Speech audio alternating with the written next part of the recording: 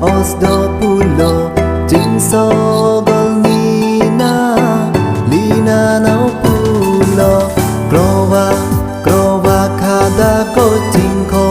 Nana mano Langkon misawa ko bojingi Namano pu Langkon puja haje Osdopulo Jingso golnina Lina nau pulo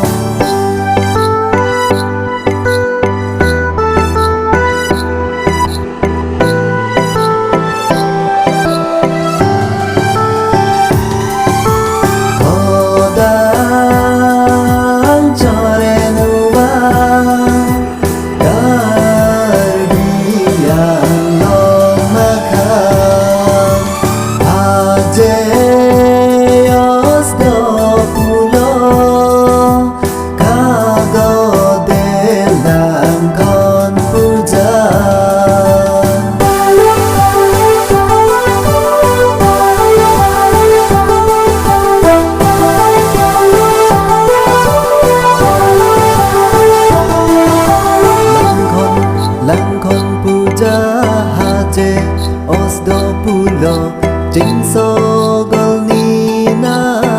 Lina nau pulo Tora juara wesige osakada ko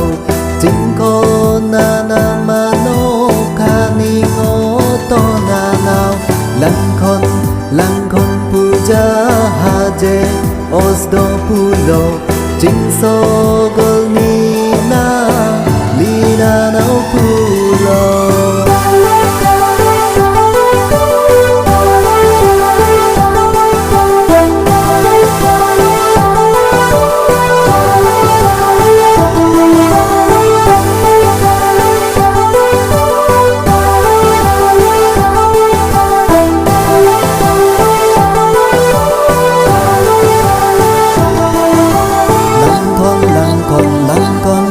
Divane puja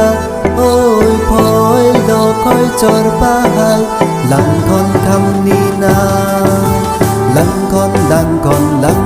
puja divane puja oi poi do koi chor pahal Langkon kamnina